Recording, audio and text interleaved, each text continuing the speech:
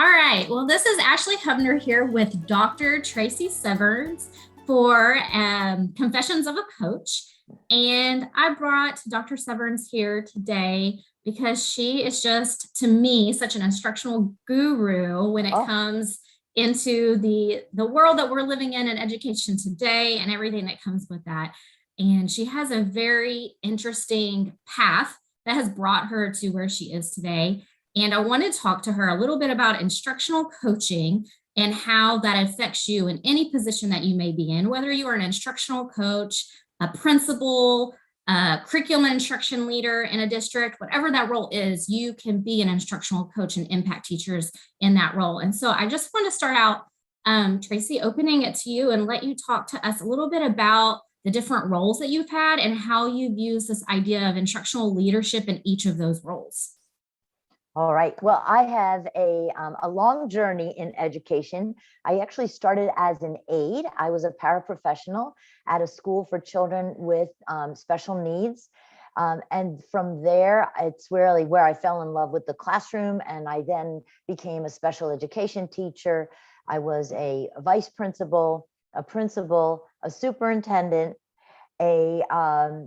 a director of student performance, and assistant commissioner for the New Jersey Department of Education.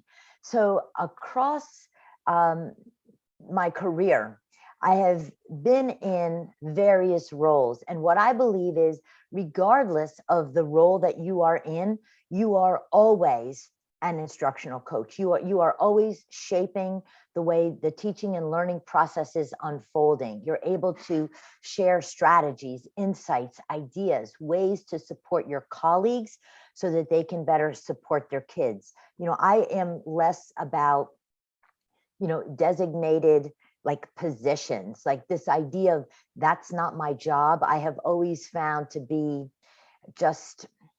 it just rubs me the wrong way. I think we are all in this. We do high stakes work. And what's really critical is that we share what we know, what we learn, so that we can all get better at serving all of our students. In fact, I would say that one of the tough conversations I have when I go into schools is, if I have a principal who says, well, I have supervisors for that.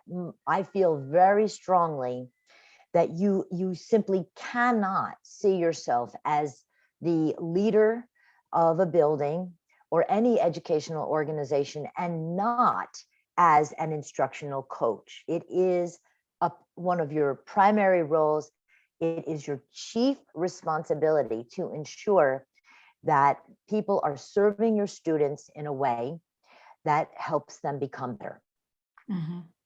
So what would you say to an instructional leader to be maybe your biggest leverage technique or strategy for coaching teachers, depending on what role that you're in? So I really think it comes down to two things. First is, you have to know what you're talking about.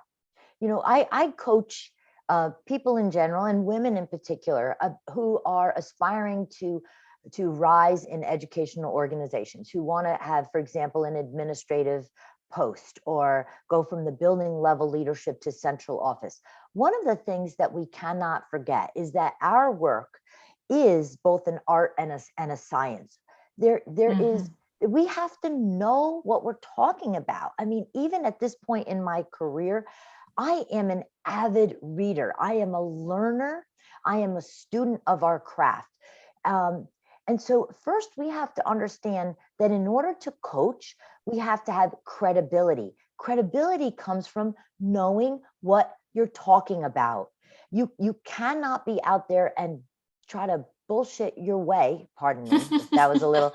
You can't just try to get over or get by, because people who are deeply knowledgeable of their curriculum or their, the work that they do, as soon as they question your credibility, you've lost your ability to really be effective in that role. So credibility is key. I think the other thing is we have to be able and willing to have forthright conversations. So it's really the two things. And you know what, it reminds me of in Jim Knight's book, Better Conversations in Coaching. he talks about the work of Meister, Green, and Galford. I wrote it down because I always want to credit the source. So Maister is the first, Green and Galford. They put together what they call the trust equation. And I love this. And I found that this is really key to be able to be effective in your role. This is what they say: credibility plus reliability plus intimacy divided by your self-orientation determines the degree to which you're trusted. So let's break it down. Let's break it down. Okay, here we go. Ready? Credibility is, in every conversation, people are determining the degree to which they can or should believe you. Simply, do you know what you're talking about? 2 is reliability. Can I count on you? Right? Are you reliable? Are you there for me when I need you? Intimacy is not, something, dark and dirty. It's what is the nature of our relationship? Do I believe that you know, value, see, get me, understand me, right? And do you stay all standoffish and like separate and above, but you want me to reveal myself? Intimacy is when we're both vulnerable in this shared space, right? So when we add the degree to which I see you as credible, reliable, and that we have a honest two-way relationship, and we divide that by self-orientation, meaning I am looking to identify or discern whether this relationship is really about you or me. See, if I think that you're all about you, I, and we've been in in conversations where people seem to turn it all to themselves. I can't hear you. You're all about you. But if you can really make this about me, or at least us, then I may be willing to let my guard down enough to learn from you. See, we have to realize that coaching really is highly relational.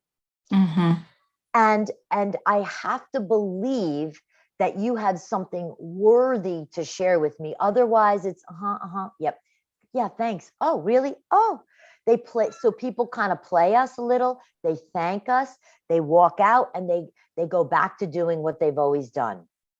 It's a highly sensitive type of space.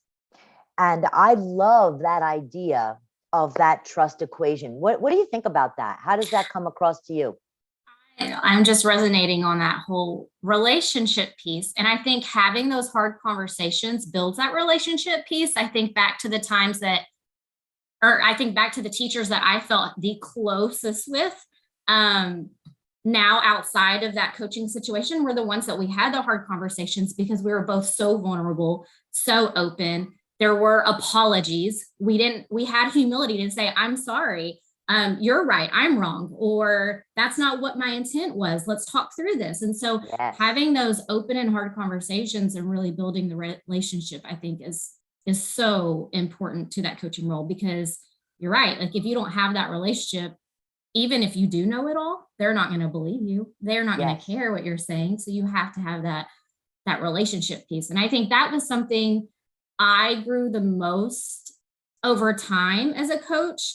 I think I always felt like I knew I had the knowledge base, I had the credibility. I could go in and lead a PD and walk out and feel like people learned. But when you're a coach and you're dealing with a person, over time, you really have to work with that relationship, or after the first initial meeting, they're done with you. So I think that was something that I think as a growth mindset coach is what I like to call myself. I always had to push and grow in that area and make sure that I was feeding those relationships. I recently read in Jay Dosel's book, Own Your Own Epic. It's a new book. It just came out. And he's a school administrator that wrote about his road of being a leader, but he talked about the deficits and the deposits. And he has 2 jars that he keeps in his office. And when he's feeding into teachers, he deposits a marble. And when he knows he's pulling from that bucket, he takes out a marble and puts it in a deficit. And it kind of helps him keep track of when is he feeding the relationship and when is he taking away, and making sure that we're not pulling out too much and not giving back enough. So it's a great idea, I think, when you think about working with relationships. And you know what I think makes that powerful, Ashley, is that it's physical and it's visual. It's right. It's very tangible. It's right in front of us. And when we do that act of moving the marble, we feel something, and it raises the awareness above just like, well, yeah, I've asked them to do that. I mean, I really think that that's a really cool strategy to keep ourselves honest, about what we're really doing and the balance that we create. Because, what it comes down to, this high leverage opportunity is about culture and capacity. Can we create a culture of that has the relationships where people are willing and able to be vulnerable and to learn from each other, and build capacity. So we realize that none of us have arrived. None of us are done over. I've been teaching, 12 years. I'm an expert. Okay, you need to calm down, right? Because I haven't met the day that we think we're done learning, I think we should go. I really believe. And essential to the coaching relationship is communication, word choice, tone, and being willing to ask at the end of the coaching conversation, what did I share, or in what ways did I share it that were helpful to you?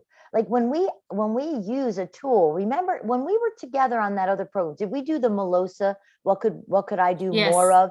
See, a coach can use a Melosa tool with the people they're coaching so that I can do a better job of serving you. What could I do more of, less of, and the same as? It's about making sure it's a two-way dynamic, not that I view coaching as one-dimensional or one-directional. I coach you, I coach you. No, when we're learners, you also coach me into being a better coach. It's a reciprocal. Yes. Yeah. So I also wanted to talk to you about a little bit of putting value into teachers and making them feel valued. I think sometimes, like you just said, we don't want it to feel like I'm coaching you, I'm doing this to you. We want them to know that they're seen, they're heard. We want them to have value. With the pandemic going on right now and the teacher shortage and sub shortage, there's a lot of high emotions running. And so how can we as instructional leaders show value to our teachers? I think the first key is to listen. And when I say listen, I'm thinking about, I think it was Stephen Covey who said that the problem is that most people listen with the intent to reply instead of the intent to understand. And first, I need to quiet all of my own chatter, set aside my to-do list, and really take you in and listen, not just to what you're saying, to listen between the lines, beneath the surface. What am I maybe looking to communicate, but I don't have either the words or the wherewithal to come right out and say it directly. So I think first, really listening. And then I think it comes down to 3 A's, three things. They all start with the letter A. First is to appreciate. Just to say thank you for sharing that with me. Thank you for taking the time and even the risk to offer this to me. The next is to acknowledge that their contribution and what they had to say, is to really do that active listening where we paraphrase, I heard you say, we check for understanding. And then the third one, I think, is to act, because too many people are like, oh, give me your feedback, and then people feel very patronized or disrespected because they don't see their input showing up anywhere. When you ask for feedback, it doesn't mean that you have to use it but you have to acknowledge it. You have to say, look, we got all of this. This is what I heard. We can't do that because of this. I'd love to do that, and maybe soon. And these are the things I'm seeing as viable today. These are actionable, implementable, and let's do that together. I took that word collaboration, which I think is used very often, but manifests in a way that's not really what lies at the heart of true collaboration. Too many times collaboration is collaboration, blah, blah, blah. We're just talking. Collaboration is when we really work together.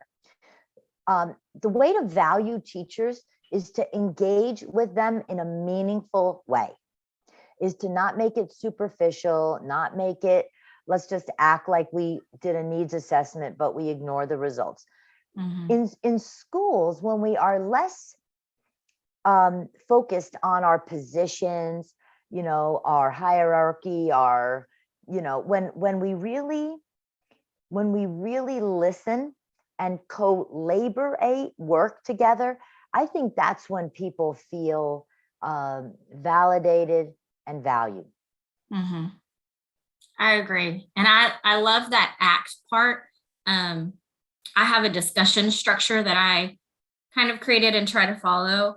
And the final part is discern, because I feel like as the leader, you have to discern all that information that you were just given. So before that, you have to listen. And then mine is lead. Listen, explore, adjust your position. So thinking on their level, putting yourself in their shoes, and then discern. But as the leader, you ultimately kind of have to discern from that situation what's going to happen. So what is that ACT going to look like? Mm-hmm. And like you said, you don't have to always take the feedback, but how are you going to let them know that you heard them?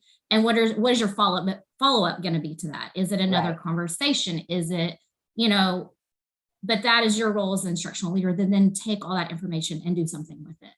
So, really leadership is about action. And mm-hmm. With the structure like that you were talking about, I love that. I love those stages and steps. And see, this is where our communication, not but, and when action, some mm-hmm. action response, some difference, some doing is what follows those steps. To me, that's the work of the leader. We've got to mm-hmm. get beyond intentions. It's just we so often get mired in all of this talk, all of this mm-hmm. swirl, and I'm tired of that. I don't think we have time for that. I think we've got to get to a point of action, and that's where the difference is made. That's where the impact mm-hmm. is experienced, and that's what people are looking for. Yes. This conversation has been so insightful, full of good bite-sized pieces of information that we can take and run with as instructional leaders to impact the teachers and the students that we're working with daily. I mean, just all these little tidbits are just good things to reflect on, think mm-hmm. about, put into our soul and our heart, and put into action. Like you said, take it and do it in schools. I think instructional leaders we just need to keep on pushing for our teachers and keep on building that relationship, putting things into action, and just keep on moving forward. It has been so great to talk to you today. And I thank you for being here and helping give us some tips for instructional coaching for Confessions of a Coach. And again, just thank you so much for being here and helping us think about and reflect on all of our instructional leadership. Oh, I appreciate the invitation and opportunity to share. So for all those out there watching, stay with it. We need you. Our students need you. Our nation needs you. Thank you so much.